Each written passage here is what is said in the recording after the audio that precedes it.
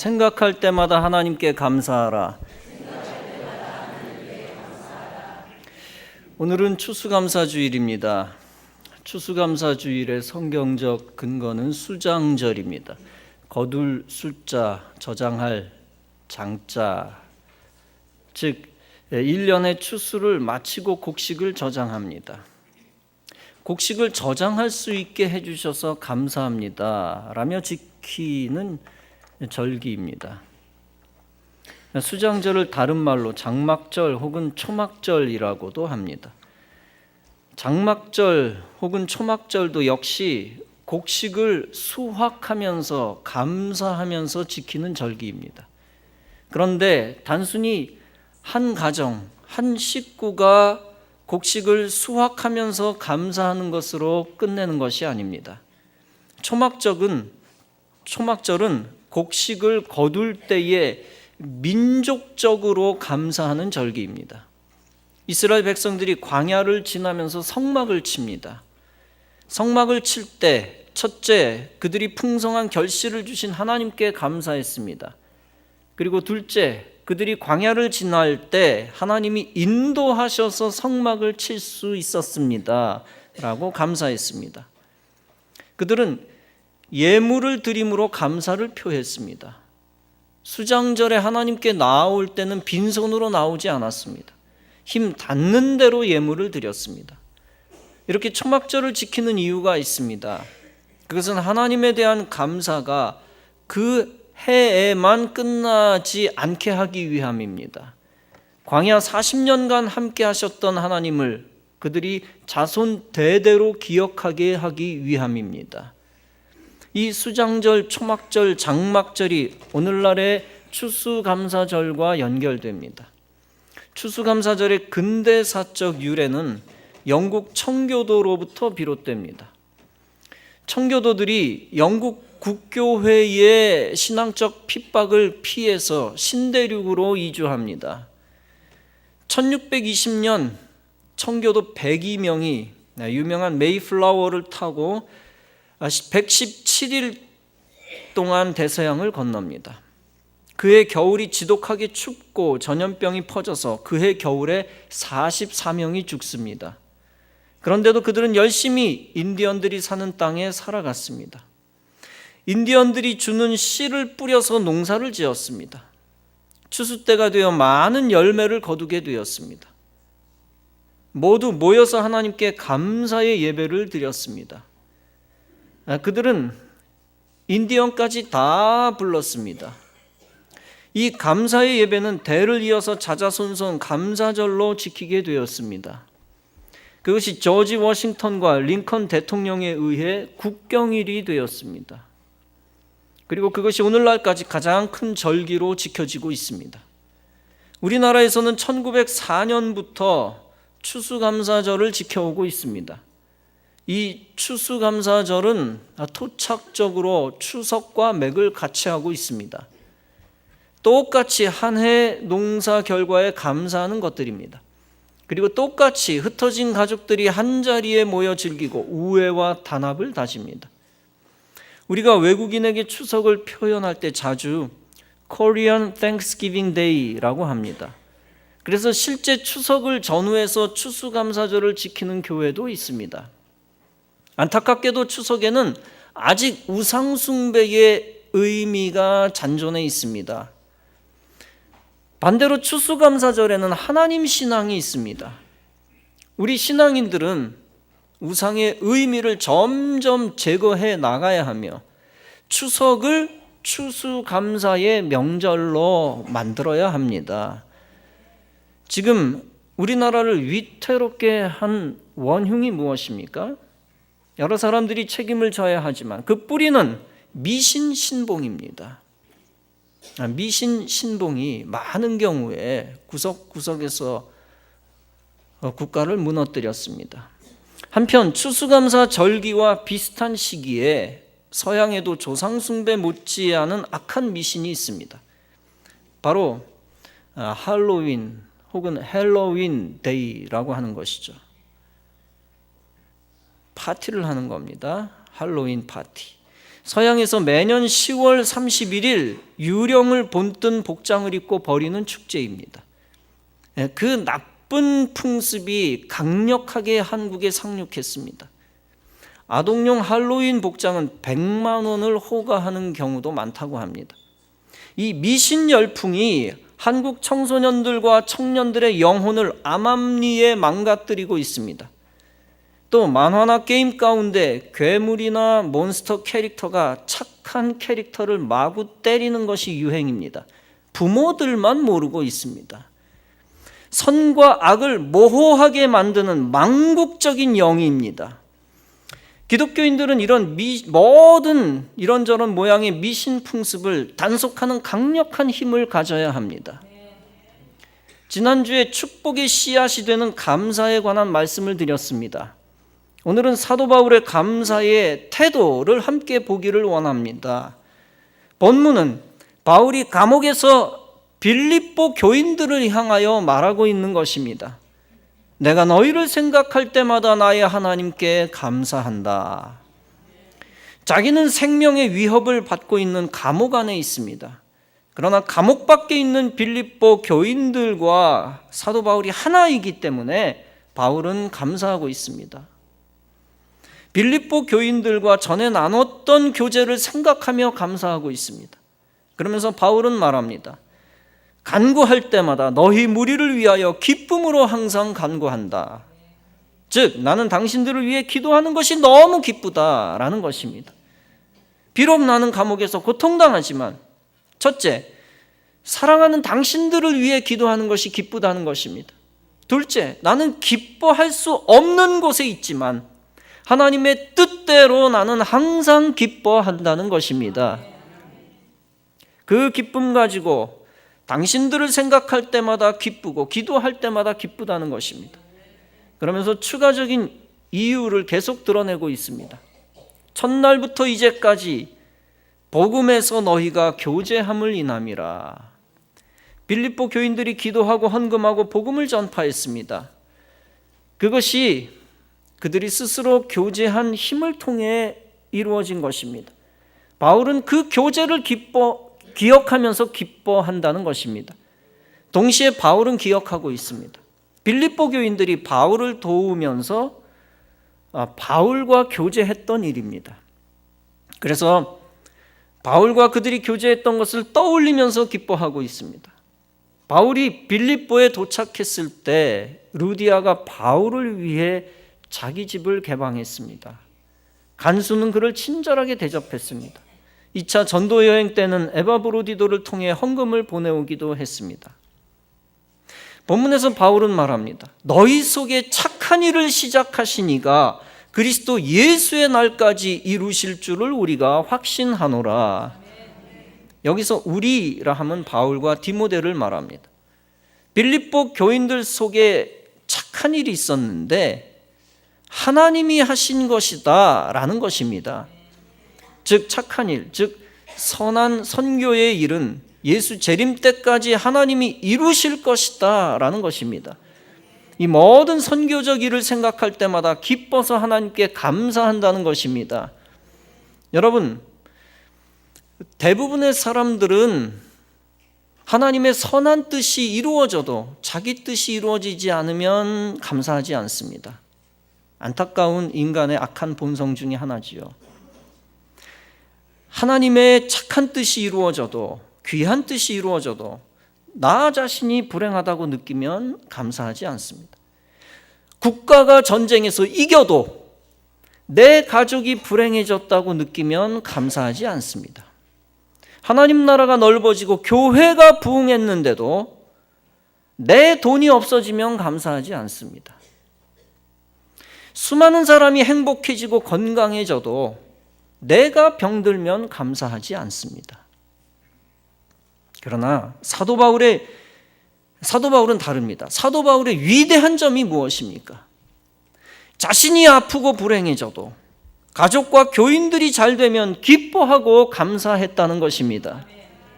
자기가 죽을 위기에 처해 있어도 남들이 생명을 얻고 구원받으면 기뻐하고 감사했다는 것입니다. 그래서 로마서 9장은 말씀합니다. 나의 형제 곧 고륙의 친척을 위하여 내 자신이 저주를 받아 그리스도에게서 끊어질지라도 원하는 바로다. 고륙 친척들이 구원받으면 내가 멸망해도 상관없다는 얘기죠. 사랑하는 성도 여러분, 사도 바울이 감사의 영으로 충만했던 것처럼 여러분에게도 감사의 영이 충만하기를 바랍니다. 그러면 여러분의 생각의 발상이 달라지고 축복의 마음으로 채워질 것입니다.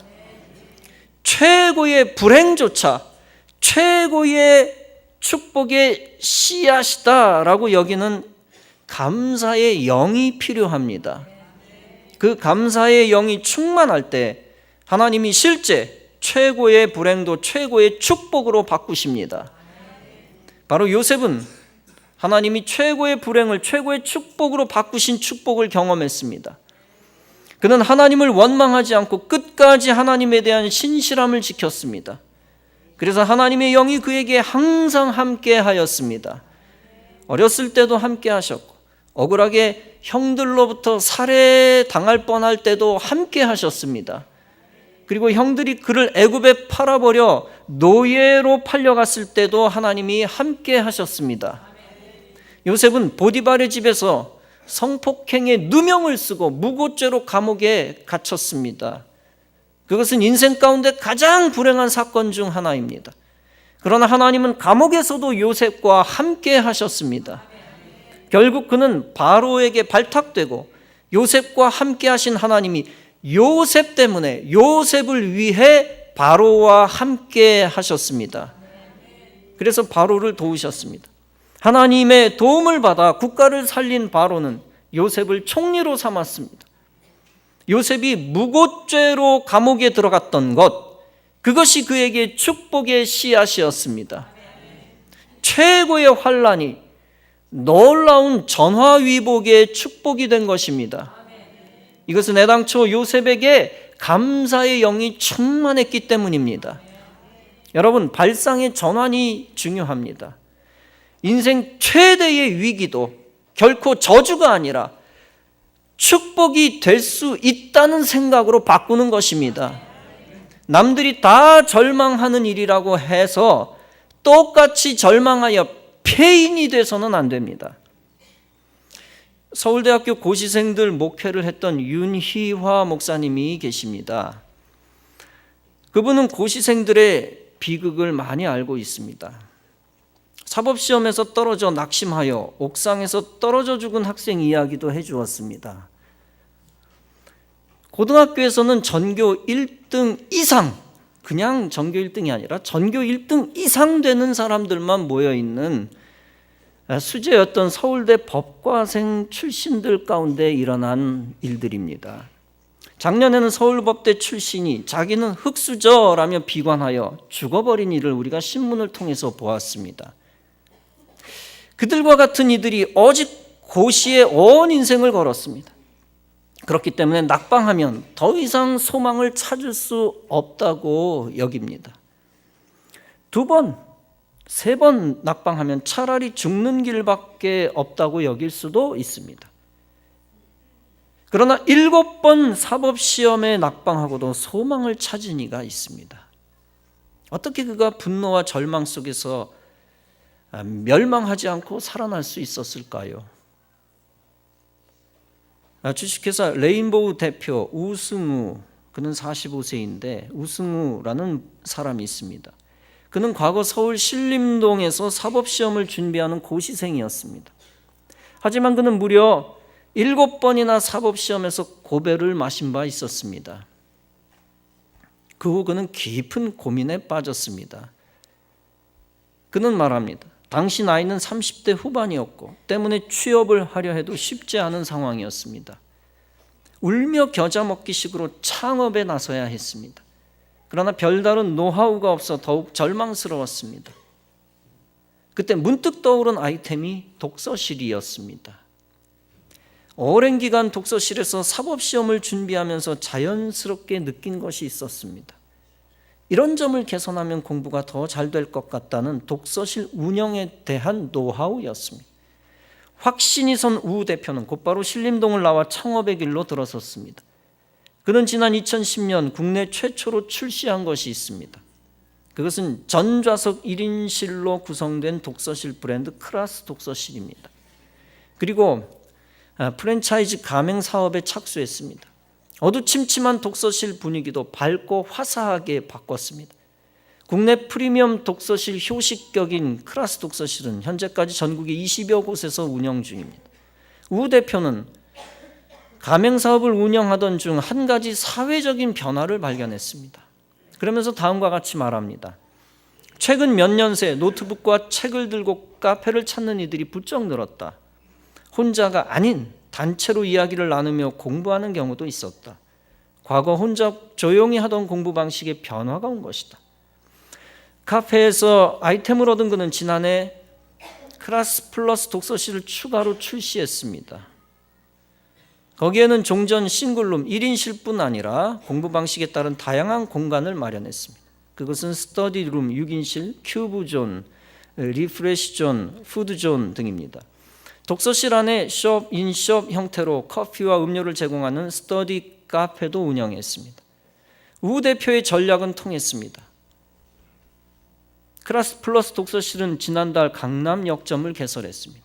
그리고 그것을 포함해 전국에 확대했습니다. 올해 매출액은 지난해 40억 원보다 25% 정도 늘어난 50억 원을 예상하고 있습니다. 그는 자신의 독서실의 또 다른 특징을 다음과 같이 말하고 있습니다. 그것은 10대에서 60대까지 다양한 연령층이 이용합니다. 대학 진학을 위한 학생 외에 공인중개사, 심리상담사 등 자격증을 공부하는 중장년 회사원들도 있습니다. 강의를 준비하기 위해 찾는 교사, 교수, 승진시험을 대비하는 공무원 등 다양한 직종이 독서실을 찾습니다. 창업 아이템과 최근 트렌드가 맞아떨어지면서 회사는 성장세를 이어가고 있습니다.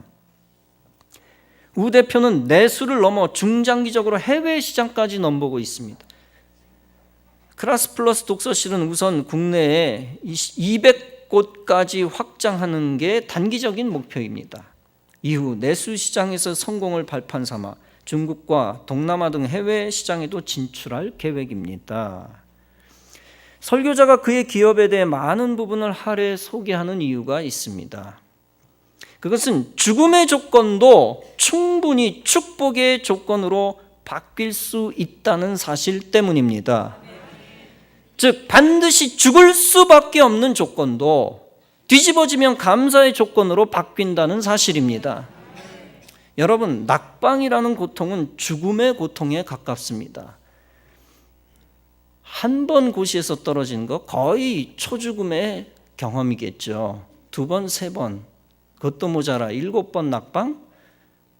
어떤 면에서 연약한 인생의 차원에서는 죽어야 되지요. 그러나 그래서는 안 됩니다. 죽음의 고통에 가깝습니다. 수많은 시험 낙오자들이 죽음의 쓴 잔을 마시고 실제 파멸을 선택합니다. 참으로 안타까운 일이 아닐 수 없습니다. 죽음의 씨앗은 원망, 증오, 분노, 무기력, 열등감입니다. 마귀는 이런 죽음의 씨앗을 활용하여 우리를 죽음에 이르게 합니다. 그것이 마귀가 간절히 원하는 마귀의 뜻입니다. 반대로 이 죽음의 경험을 생명의 경험으로 뒤바꾸는 것이 하나님의 뜻입니다. 그 하나님의 뜻이 이루어질 때 어둠이 물러가고 빛이 오는 것입니다. 그 하나님의 뜻이 이루어질 때 저주가 물러가고 축복이 오는 것입니다. 그리고 그 하나님의 뜻이 이루어질 때 불행이 사라지고 행복이 오는 것입니다. 이 하나님의 뜻이 이루어지는 놀라운 기적은 작은 발상의 전환에서 시작됩니다. 즉 작은 겨자씨만한 믿음의 생각에서 출발합니다. 그러면 어떻게 발상을 전환합니까? 여러분 속에서 하나님이 일하신다고 믿으면 되는 것입니다. 본문은 말씀합니다. 너희 속에 착한 일을 시작하신 분이 하나님이시다. 하나님이 그리스도 예수의 날까지 그 착한 일을 이루실 것을 우리가 확신하노라. 사도 바울이 빌립보 교인들을 생각할 때마다 감사했습니다. 그것은 다른 말로 하면 하나님이 하시는 일을 생각할 때마다 감사했다는 것입니다. 하나님이 빌립보 교인들 가운데서 선한 일을 행하실 것을 알고 감사했습니다. 또 앞으로도 하나님이 그들 가운데 계속 착한 일을 행하실 것을 믿고 감사했습니다. 사랑하는 성도 여러분, 하나님은 여러분들이 형통할 때만, 여러분이 편안할 때만 일하시는 분이 아닙니다. 여러분이 형통할 때만 선한 일을 행하시는 분이 아닙니다. 하나님은 여러분이 엄청난 고통을 당할 때도 여전히 선한 일을 행하시는 분입니다.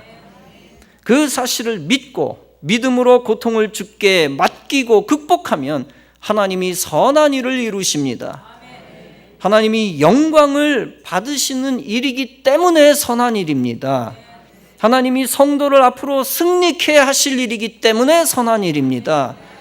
이렇게 하나님이 하실 선한 일을 생각할 때마다 하나님께 감사하는 성도 여러분 되시기를 바랍니다. 이제 가족들을 생각할 때마다 하나님께 감사하시기 바랍니다. 때로는 가족들이 마음에 안 들고 밉고 답답하고 원망스러울 때도 있습니다.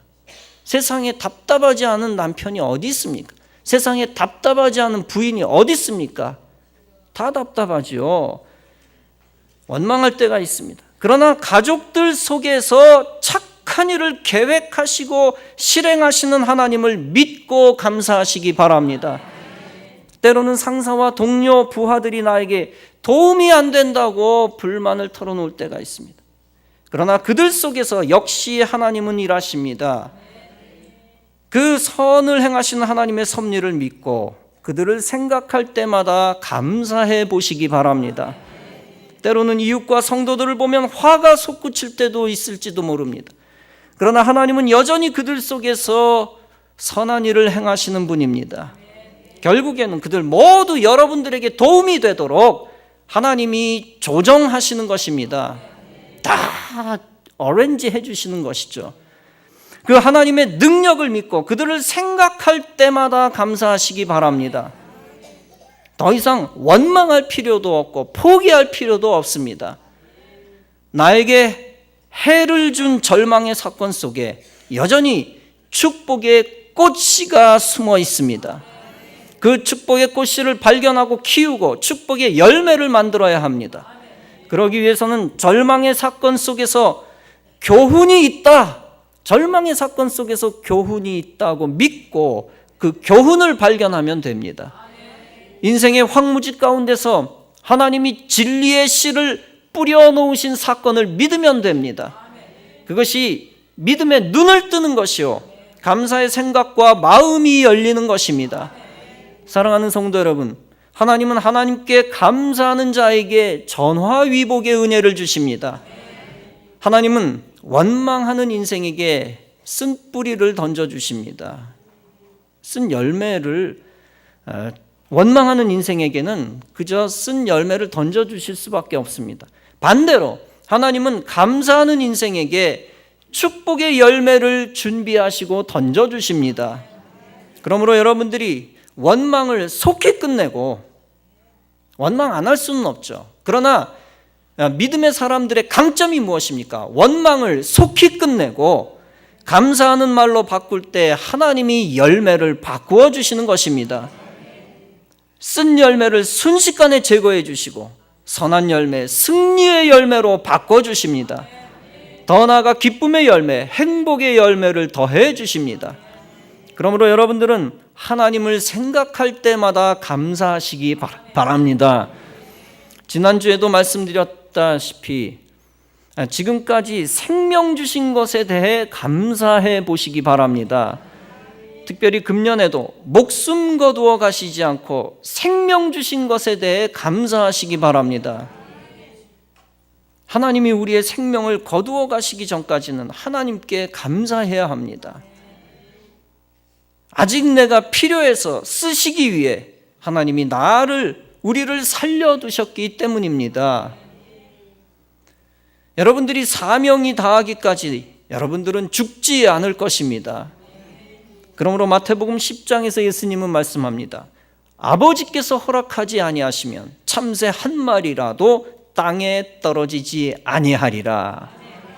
이처럼 생명이 붙어 있거나 또 생명이 떨어지는 것은 하나님의 손에 달려 있는 것입니다. 그러므로 내일 아침 일어날 때 태양빛이 여러분 눈 속에 들어오면 또 감사하시기 바랍니다. 어떤 이들은 아침에 눈을 뜰 때마다 빌어먹을 세상, 또 하루를 어떻게 사나 하고 원망합니다. 죽지 못해 사는 것, 마지못해 사는 것을 주님이 원하는 것이 아닙니다. 주님은 하나님의 자녀들이 그들의 삶 속에서 일하시는 하나님을 생각하기를 원하십니다. 매일매일 생명 주시는 하나님이 하나님의 선한 뜻을 이루고 싶어 하시기 때문입니다. 감사하는 자를 통하여 이루고 싶어 하신다. 그리고 감사하는 자에게 하나님이 생명과 축복의 선물을 주고 또 감사하는 자에게 귀한 것을 주고 싶어 하시기 때문입니다. 그러므로 여러분들은 생명 주신 하나님을 생각할 때마다 감사하시기 바랍니다. 또한 여러분들은 성도와 교회를 주신 하나님을 생각할 때마다 감사하시기 바랍니다. 알고 지내는 천국 백성들을 맺어주신 은혜가 얼마나 큰지 모릅니다. 신앙적인 이야기를 나눌 수 있는 성도들을 주신 거 얼마나 감사한지 모릅니다. 그리고 하나님 만나고 예배 드릴 수 있는 우리 교회를 주신 것에 감사해야 합니다. 그 예배를 통하여 하나님이 생명의 말씀을 주셨고 믿음을 지켜주셨고 믿음을 키워주셨습니다. 또한 우리 교회를 통하여 은사를 활용하게 하시고 충성할 수 있는 기회를 주신 것에 감사해야 합니다. 하나님이 우리 교회를 통하여 선교할 수 있는 기회를 주셨습니다. 봉사할 수 있는 기회도 주셨습니다. 더 나아가 전도할 수 있는 기회도 주셨습니다. 그래서 영적으로 무익한 인생으로 끝나지 않게 하시고 유익한 인생 되게 하셨습니다. 여러분들은 한 해 동안 먹을 것과 입을 것과 물질 주신 것에 감사하시기 바랍니다. 한 해 동안 사람에 따라서는 소유한 거 많을 수도 있고 적을 수도 있습니다. 그러나 다 소를 떠나서 무엇인가 주셨다는 것만으로도 감사하는 것은 대단히 귀한 것입니다. 큰 것을 주셨기 때문에 감사하는 것도 귀하지만 작은 것을 주셨을 때 감사하는 것은 더욱 귀합니다. 바로 그것이 하나님의 마음을 감동케 하는 믿음입니다. 지성이면 감천이다 라는 말은 대단히 성서적인 옛말이라고 생각합니다. 그저 작은 것에도 감사하면서 매일, 매달, 매년 감사하는 자는 확실히 하나님의 마음을 감동케 합니다. 그러면 하나님은 지속적으로 은혜를 부어주시고 더 풍성한 것으로 채워주시는 것입니다. 그 풍성한 은혜를 통하여 더 큰 사명 감당하며 하나님께 영광 돌리게 됩니다. 사랑하는 성도 여러분, 바울이 빌립보 교인들을 생각할 때마다 하나님께 감사했습니다. 또한 빌립보 교인들 속에서 일하시는 하나님을 생각할 때마다 하나님께 감사했습니다. 그 감사가 바울에게 큰 기쁨이 되었고 능력이 되었고 위대한 사도의 씨앗이 되었습니다.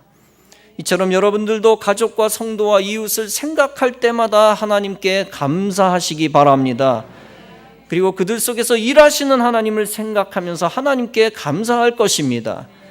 특별히 한 해 동안 여러분과 우리 교회와 이 나라 속에서 일하신 하나님께 감사하시기 바랍니다. 순간순간 고통이 있었어도 하나님의 사랑하심은 멈추지 않았습니다. 앞으로도 순간순간 고통이 있을지라도 하나님의 은총은 멈추지 않을 것입니다. 그 하나님의 사랑하심과 은총을 기억하며 떠올릴 때마다 하나님께 감사하시기 바랍니다. 그때 하나님은 감사하는 여러분들을 몇 배로 행복하게 만드시고 다른 사람들까지도 행복하게 만드는 위대한 신앙인 되게 하실 것입니다. 이런 믿음 갖고 감사의 영으로 충만하여져서 항상 하나님과 사람에게 감사하며 주의 뜻을 이루어드리고 축복의 모델이 다 되어지시기를 주님의 이름으로 축원합니다.